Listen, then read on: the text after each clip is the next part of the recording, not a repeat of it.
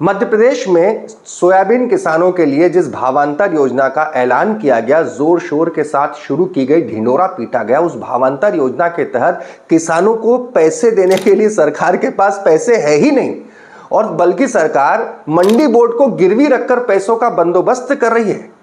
तो क्या कहीं इसी के बहाने पूरे प्रदेश में मंडी बोर्ड को खस्ता हाल करके कहीं निजी हाथों में सौंपने की तैयारी तो नहीं है? मैं ऐसा क्यों कह रहा हूं? बेहद गंभीर मसला है। बात केवल सोयाबीन के किसानों और भावांतर योजना के भुगतान की नहीं, बात केवल मंडी कर्मचारियों की नहीं, बल्कि किसानों के लिए एमएसपी नाम के एक हित से जुड़ी बहुत बड़ी खबर की है। इस वीडियो के अंत तक आप बने रहेंगे तो आप समझ पाएंगे कि मैं ऐसा क्यों कह रहा हूं। नमस्कार, मैं हूं भुवनेश सेंगर। देख रहे हैं आप द लपेटा। जन सरोकारों से जुड़ी हर खबर को बेहद दमदारी के साथ उठाते हैं। इस वीडियो को भी आप अंत तक देखना। अच्छा लगे तो ज़्यादा से ज़्यादा शेयर करना। अन्य सरकारी चैनल जो है ना, सभी वो इस तरह की बातें बताते नहीं हैं। खबरें इन दिनों चल रही हैं, आपने भी देखी होगी कि भावांतर योजना में भुगतान के लिए कृषि विभाग ने एक प्रस्ताव भेजा कि मंडी बोर्ड को जो है 1500 करोड़ का कर्ज दिलाया जाए और उससे किसानों को भावांतर योजना का भुगतान किया जाए। सवाल ये उठता है कि मंडी बोर्ड कर्ज क्यों ले? मंडी बोर्ड एक स्वायत्त संस्था है जिससे कि पूरे मध्य प्रदेश की 250 से ज्यादा मंडियां संचालित होती हैं। अब वो एक स्वायत्त संस्था है, मंडी बोर्ड कर्ज ले क्यों? और कर्ज कोई भी संस्था देगी तो कुछ न कुछ उसकी सिक्योरिटी रखेगी। सीधे लफ्जों में कहूं तो गिरवी, यानी कि मध्य प्रदेश सरकार ये चाहती है कि मंडी बोर्ड अपनी मंडी बोर्ड की संपत्ति यानी मंडियों को गिरवी रखकर 1500 करोड़ का कर्ज ले ताकि सरकार भावांतर का भुगतान किसानों को कर सके। अजीब नहीं लग रहा है सब कुछ? क्या सरकार के पास पैसे नहीं है जो सरकार ये कह रही है कि मंडी बोर्ड कर्ज ले? इस तरह का प्रस्ताव का आना और फिर कृषि मंत्री का बाकायदा इसका लिखित में विरोध करना, और उससे बड़ी बात, हैरत की बात यह है कि कृषि मंत्री का इस पर यू टर्न लेना, यानी कहना कि नहीं हम तो आप ठीक है कर्ज ले लेंगे। जरा इत्मीनान से समझिए, मैं आपको सिलसिलेवार तरीके से बताता हूं। सरकार ने भावांतर योजना का ऐलान किया जिसमें कि किसानों को भावांतर जो है, भाव का जो अंतर होगा वो किसानों के खाते में सीधे तौर पर डाला जाएगा। सरकार, सबसे पहली बात तो यह है कि सरकार को एमएसपी देनी चाहिए थी सोयाबीन किसानों को, जिसकी वो मांग कर रहे थे और जिसके वो हकदार थे, न्यूनतम समर्थन मूल्य की। लेकिन सरकार ने इसके बजाय भावांतर योजना का ऐलान कर दिया। बता दें आपको, या मध्य प्रदेश में आप हैं, आप जानते हैं, इसके पहले शिवराज सरकार में भी भावांतर योजना आ चुकी थी। अब भावांतर योजना के लिए सरकार ने पैसों के बंदोबस्त के लिए कृषि विभाग के अधिकारी जो हैं वो प्रस्ताव बनाते हैं और कहते हैं कि जो मंडी बोर्ड जिसकी माली हालत स्वयं की खस्ता है, मध्य प्रदेश में 70 से ज़्यादा मंडियों में तनख्वाह तक नहीं बढ़ रही, वहाँ वो मंडी बोर्ड कर्जा ले, भावांतर योजना के लिए वो कर्जा ले और अपनी कर्जा मिलेगा अपनी संपत्तियों को गिरवी रखकर। अब ये प्रस्ताव जब जाता है तो ये नोटशीट जरा देखिए, ये नोटशीट कृषि मंत्री ऐदल सिंह कंसाना की, जिसमें वो खुद कह रहे हैं कि मंडी बोर्ड की हालत खस्ता है, इसके चलते इस योजना का स्वीकार नहीं किया जाना चाहिए।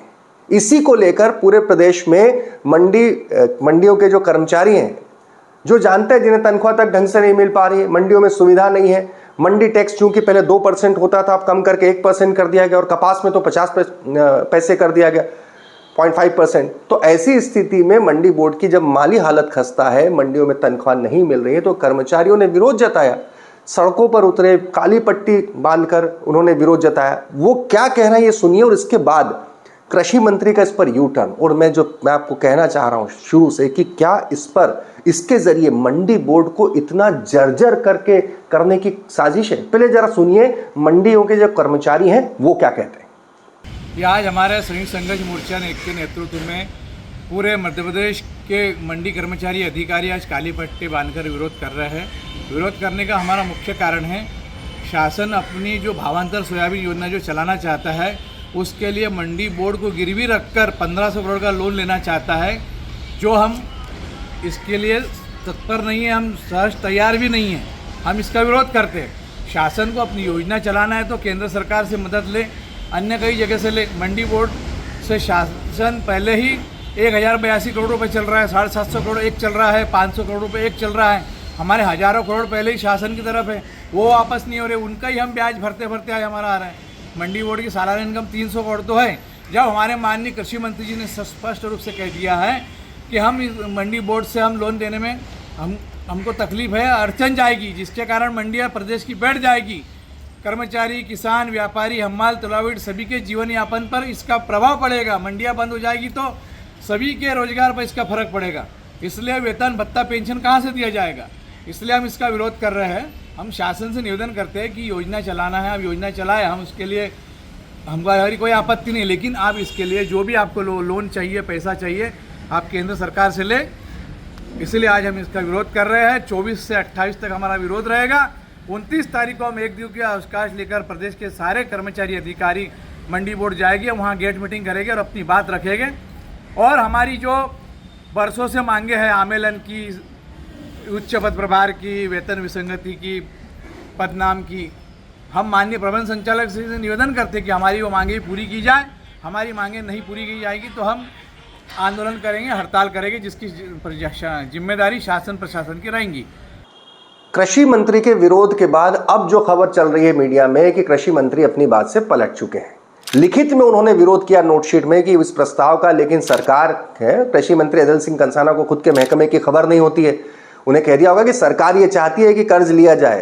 क्या क्या हैसियत कृषि मंत्री की, तत्काल पलटी मार दी कि हाँ बिल्कुल कर्ज लिया जाएगा। एक अखबार के हवाले से इसी विभाग के प्रमुख सचिव अशोक वर्णवाल ये कहते हैं कि चूंकि भावांतर का जो पैसा है वो केंद्र से आ जाएगा तो मंडी बोर्ड को 1 या 2 महीने में लौटा दिया जाएगा।